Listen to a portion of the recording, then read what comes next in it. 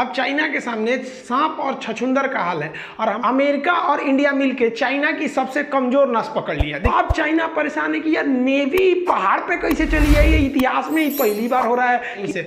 तो देखिए अमेरिका कितना खतरनाक स्ट्रेटजी बिछाया। अमेरिका का जो बहुत ही विशाल विमान वाहक जो निमिज है वो बंगाल की खाड़ी में घुस चुका है और यहाँ पर वो मलक्का स्ट्रेट पे चाइना की गर्दन दबाने के लिए रेडी है। अब यहाँ चाइना फंसते जा रहा है कि क्योंकि पाकिस्तान यहाँ से कूदेगा गलवान में, कश्मीर में, पीओके में, तो इधर से थूर देंगे लोग नेवी से। लो जो सोच रहा थोड़ा कराची चल गया 1971 याद करना, जब चाइना पगला गया है कि हम एक तो गलवान में क्या घुसे, ये सब तो पूरा का पूरा हमको नंगा कर देगा सब। और कैटापुल जिस तरह से गुलेल से हम लोग किसी चीज को फेंक देते हैं वैसे ही ये छोटे से रनवे को फंसा कर उनके चक्के को गुलेल की तरफ फेंक देता है ताकि इनको ज्यादा रनवे की जरूरत ना पड़े। जो डिस्ट्रॉयर की इसकी सबसे बड़ी खासियत है, जो इसके साथ चलने वाले डिस्ट्रॉयर हैं ये वर्टिकल मिसाइल लैंडिंग करते हैं और 122-23 मिसाइल एक साथ वर्टिकल लॉन्चिंग कर देते हैं। जैसे उनका भारतीय नौसेना का विध्वंसक जहाज आईएनएस राणा जो राजपूत श्रेणी का था, आईएनएस राजपूत की कहानी पाकिस्तान कभी भूल ही नहीं सकता। 1971 में जो धोया था उनके पीएनएस गाजी को।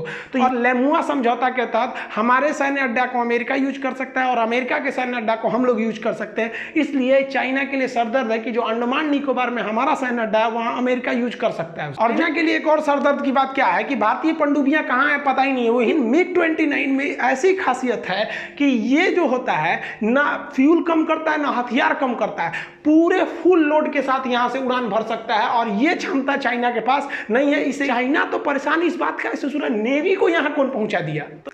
जय हिंद। इस वीडियो में हम समझते हैं कि कैसे अमेरिका और इंडिया की नेवी ने मिलकर चाइना को हिंद महासागर में पूरी तरह से घेर लिया है। अब चाइना के सामने सांप और छछूंदर का हाल है और अभी के विमानों को उन्होंने गलवान घाटी तक पहुंचा दिया। चाइना इसको सोच के कंफ्यूजन में है। देखिए हिंद महासागर में भारत को डराने के लिए चाइना ने क्या किया, जिबूती, ये एक छोटा सा देश है जिबूती, यहाँ चाइना ने अपना सैन्य अड्डा ले रखा है। जिबूती से इसने 3 लड़ाकू अपने जंगी जहाजों को भेजा।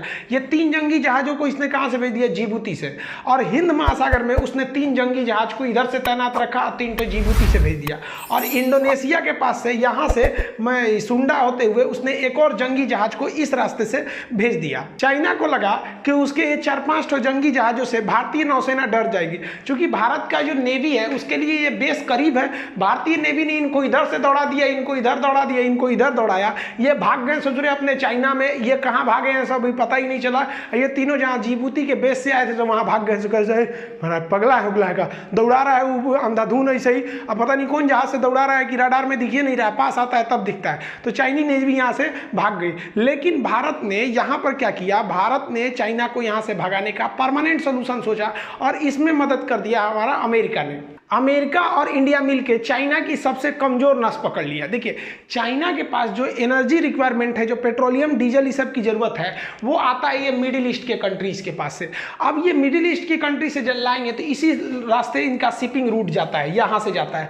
अब ये चाइनीज जो टैंकर है, बड़े बड़े टैंकर जो जहाज में पेट्रोल लेके जाते हैं, अब भारत ने और अमेरिका ने मिलकर इन लोगों को सोचा है कि अगर चाइना जहाँ ताम झाम करता है तो इनके टैंकर का हाल ऐसा कर दिया जाएगा, उड़ा दिया जाएगा बीच में। अब चाइना को लगता है कि भैया हम हिंद महासागर में मेरा है कौन, और यहाँ भारत अपना अंगद की तरह पैर जमा के बैठा हुआ है हिंद महासागर में। हिंद महासागर में कोई नहीं ऐंठ सकता है भारत के आगे, क्योंकि यहीं पे पास में ही है इसका। अब कहाँ गया उनकी जो धमकी दी जाती थी स्ट्रिंग ऑफ पर्ल्स, श्रीलंका में, मालदीव में, कहाँ गया? सब लोग तो यहाँ से भाग गए लोग। चाइना को अपने जो एनर्जी रिक्वायरमेंट है उसको बचाने के लिए हम लोग से ऐंठना नहीं पड़ेगा, बस हम लोग को डट के रहना है। अमेरिका को ये बात पता है कि वो हार्मुज जल संधि को हो कहीं यहीं से उसको पूरी पेट्रोलियम की आयात मिलती है, चाहे वो सऊदी अरब हो, ओमान हो, ईरान, इराक, कहीं से भी लेता है यहीं से।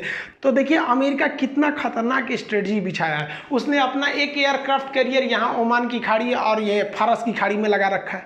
यहाँ से वो ईरान पे भी दबाव बनाए हुए है और चाइना पे भी। तो चाइना के लिए ये एरिया एक हेडक बन चुका है कि भैया उनकी पेट्रोलियम यहीं से आते हैं। और यहाँ इंडिया ने अपना उसकी सपोर्ट के लिए यहाँ लगा रखा है, और हमको लगाने की क्या जरूरत, हम तो यहाँ रखते ही रखते हैं। क्यों?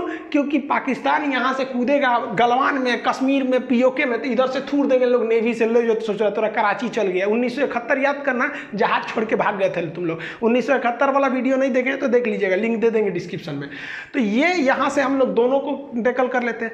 अब बात चाइना यहाँ आके फंसता है मलक्का स्ट्रेट में, एकदम पतला सा रास्ता है और यहीं से इसकी पूरी शिपिंग जाती है यहाँ पर। अमेरिका ने क्या किया, देखिए एक अपना विमान वाहक पोत और पूरा युद्धक जहाजों का ग्रुप यहाँ पे दक्षिणी चीन सागर में रख दिया चाइना के लिए, यहाँ सरदर्द, और एक ठोप उतार दिया यहाँ अंडमान सागर के पास।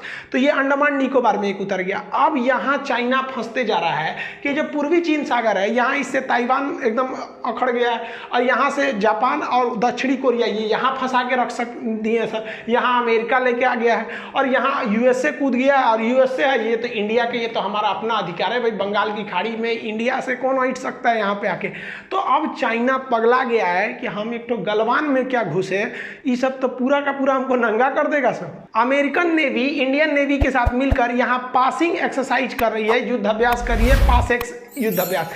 इस युद्धाभ्यास में भारत और अमेरिका दोनों की ओर से बड़ी बड़ी नौसेना के शिप भाग ले रहे हैं, और इसमें जापान को भी बुलाया जाएगा और ऑस्ट्रेलिया को बुलाया जाएगा। ये जो चारों का ग्रुप है, क्वाड ग्रुप, वो भी इसमें भाग लेंगे। फिलहाल अभी ये दोनों भाग ले रहे हैं। अमेरिका का जो बहुत ही विशाल विमान वाहक पोत जो निमित्ज है वो बंगाल की खाड़ी में घुस चुका है, और यहाँ पर वो मलक्का स्ट्रेट पे चाइना की गर्दन दबाने के लिए रेडी है।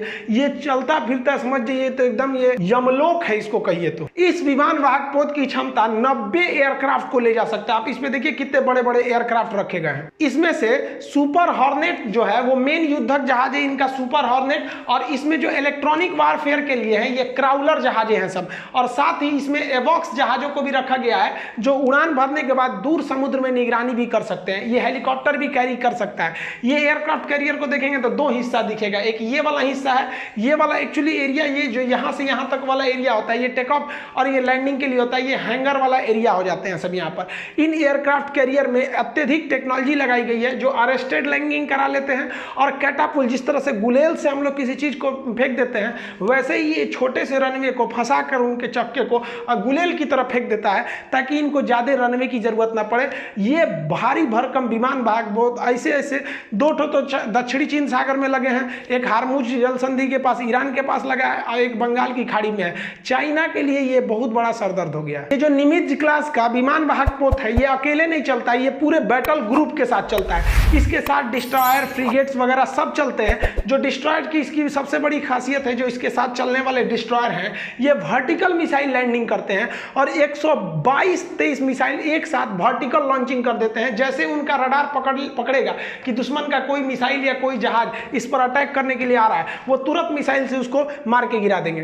भारतीय नौसेना का विध्वंसक जहाज आईएनएस राणा जो राजपूत श्रेणी का था, आईएनएस राजपूत की कहानी पाकिस्तान कभी भूल ही नहीं सकता, 1971 में जो धोया था उनके पीएनएस गाजी को। तो ये आईएनएस राणा भी वहां पहुंच गया उसकी युद्धाभ्यास में भाग लेने के लिए, और हमारा INS Kamorta, INS Sahyadri, INS Shivalik, ये भीषण जहाज पहुंच गए। ये पनडुब्बी को मार देता है। ये फ्रिगेट है, इसकी डिजाइनिंग ऐसी की जाती है कि रडार में आता ही नहीं है, तो करीब आने लगता है तब दिखता है ये रडार में। तो ये विध्वंसक जहाज चाइना को यही सब दौड़ा दौड़ा भगाए थे सब। उसके बाद अमेरिका से ये लोग साथ में जाके युद्धाभ्यास भी किए, और लेमुआ समझौता के तहत हमारे सैन्य अड्डा को अमेरिका यूज कर सकता है और अमेरिका के सैन्य अड्डा को हम लोग यूज कर सकते हैं। इसलिए चाइना के लिए सरदर्द है कि जो अंडमान निकोबार में हमारा सैन्य अड्डा है वहां अमेरिका यूज कर सकता है, और जो जापान में अमेरिका के सैन्य अड्डा है, जो उत्तरी दक्षिणी कोरिया में है, जो ताइवान से जो उसकी समझौता चल रहा है, तो हम लोग भी उसे यूज कर सकते हैं। चाइना के लिए एक और सरदर्द की बात क्या है कि भारतीय पनडुब्बियां कहां है पता ही नहीं है, वो हिंद महासागर है कि दक्षिणी चीन सागर में घुस गई है किसी को नहीं पता। और भारत ने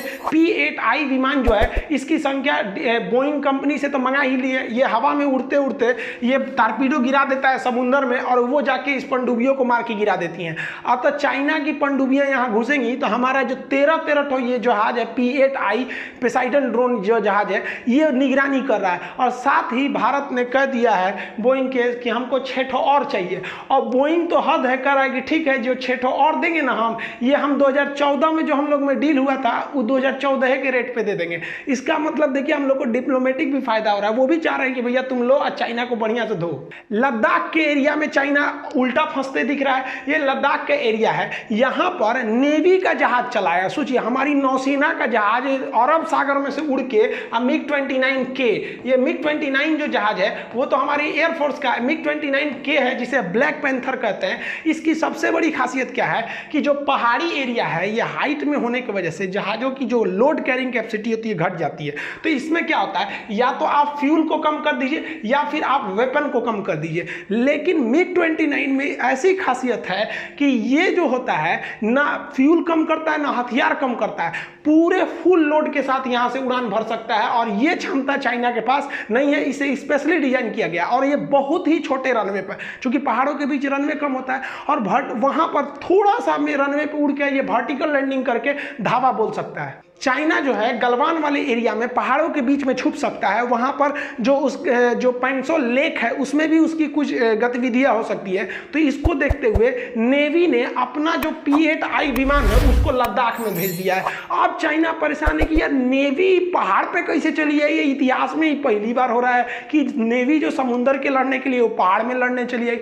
उस पे से रुद्रा हेलीकॉप्टर को लगा दिया गया। अपाची हेलीकॉप्टर ही तो चलती फिरती तोपखाना है, ये पूरा मारता है, इसके हार्ड पॉइंट इतने ज़्यादा है, पूरा ये लड़ाकू जहाज की तरह करतब दिखाता है, इसको लगा दिया गया वहाँ पर। और हद तो तब हुई जाए जब चाइना ने झूठ फैलाया कि उसने एक ऐसी वर्दी बना ली है जिसको पहनने के बाद कंबल है जिस तरह हैरी पॉटर में ओढ़ लेता है तो दिखता नहीं है, वो दिखेगा ही नहीं। ये झूठ बातें, मनोवैज्ञानिक दबाव बनाया गया है। वो हल्ला कर रहा है कि हमने बना लिया है। तो लो भैया, भारत वाले वैज्ञानिक चुपचाप बैठे हैं। DRDO ने एक भारत ड्रोन बना दिया।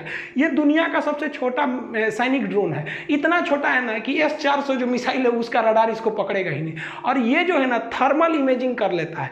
मान लिया कि आपने एक ऐसा कपड़ा बना लिया है जिसमें आप नहीं दिखते हैं, तो ये क्या करता है, आदमी नहीं देखता है, टेम्परेचर देखता है। अब आदमी के टेम्परेचर 37 से 40 के बीच में रहेंगे, बुखार होगा तो थोड़ा बढ़ा घटा रहेगा, अब वो उसी को पकड़ लेता है, अब वहाँ दिखा देगा कि भैया ये कंबलवा के पीछे कोनो आदमी है। तो लोग तुम बहुत मेहनत से बनाए थे अपना बड़का छुपने का व्यवस्था, ये रात दिन तुमको खोज के देख लेगा, तुम्हारा रडार इसको पकड़ेगा नहीं। DRDO के वैज्ञानिक बैठे नहीं है सब। चाइना तो परेशान इस बात का, सुना नेवी को यहाँ कौन पहुंचा दिया, तो नेवी को जो पहुंचाने का काम किए हैं हमारे CDS बिपिन रावत किए हैं। देखिए CDS के पद का गठन बहुत महत्वपूर्ण था। हमारे यहाँ पहले भी CDS थे, लेकिन क्या था कि CDS का मतलब होता है चीफ ऑफ डिफेंस स्टाफ। पहले क्या था, नेवी अलग आदमी के कंट्रोल में थी, एडमिरल के था, और जो एयरफोर्स थी वो एयर चीफ मार्शल के पास में था, और जनरल के हाथ में थल सेना थी। तीनों सेनाएं अलग अलग थी, समन्वय नहीं था। पहले जब नेहरू जी ने क्या किया, जानबूझ के इसे हटाया, क्योंकि उन्होंने देखा कि पाकिस्तान ने तीनों सेनाओं एक ही को दिया, तो तीनों सेनाओं ने क्या किया, प्रधानमंत्री को हटा के खुद कब्जा कर लिया। तो पाकिस्तान में ये डिक्टेटरशिप तानाशाही हो जाती थी। तो नेहरू ने उस समय की तत्काल परिस्थिति को देखते हुए अलग अलग कर दिया। लेकिन अभी क्या है कि जब इधर गवर्नमेंट आई, मोदी गवर्नमेंट, तो देखा कि नहीं, उस समय की परिस्थिति वो ठीक थी, CDS के पद को खत्म किया गया था, लेकिन अब जरूरत है, तो उन्होंने बिपिन रावत को दे दिया। क्या कहा कि भैया थल सेना आप अपना कमांड कीजिएगा, वायुसेना अपना, नौसेना अपना, लेकिन इसमें तीनों में समन्वय बैठाने का काम जो है वो बिपिन रावत CDS का हो जाएगा। अब ये जबरदस्त समन्वय बैठाएं कि नेवी की जहाजों को पहुंचा दिए गलवान में और एयरफोर्स को पहुंचा दिए अंडमान निकोबार के निकोबार द्वीप तक। यहां भी अब एयरफोर्स अपना एक नया अड्डा बना रही है। हालांकि यहाँ पहले से ही तीनों सेनाएं थी, लेकिन उसको बेहतरीन ढंग से कर रहे हैं। अब यहां जो देखने को मिल रहा है, नेवी, एयरफोर्स, आर्मी तीनों घुस गई है। पहले क्या था, तीनों सेनाएं अलग थी, उसके ऊपर रक्षा मंत्री थे। रक्षा मंत्री को कौन सी पता होता है, इनको तो ये नहीं पता होगा कि AK-47 में 30 गोली आता है कि 20 गो आता है। तो लेकिन वो तो राजनीतिक पद है, लेकिन इनको तो हर एक चीज पता होगा। और ये तीनों सेनाओं में जिंदगी भर उसी में ड्यूटी की है, तो समन्वय अच्छा से बैठा देंगे। और समन्वय बैठाने का नतीजा, अंडमान में इन्होंने नया सेना का अड्डा खोल दिया वायुसेना के लिए। इन सब के अलावे DRDO ने एक और खतरनाक काम कर दिया। DRDO ने एंटी एयरफील्ड बम बना दिया। ये क्या है कि इसको जहाज़ों में फिट कर दिया जाता है और हवाई जहाज जाती है। अब चाइना के पास S-400 मिसाइल है, मार देगा हमारा जहाज कोई, तो DRDO ने ऐसा बनाया कि S-400 के रेंज से पहले ही उतर जाइए, इस जहाज को छोड़, इस बम को छोड़ दिए। इस बम में हवाई जहाज की तरह डायना है और ये रडार के पकड़ में नहीं आएगा, नीचे आ जाता है और नीचे नीचे उड़ के एकदम सटीक हमला कर देता है जाके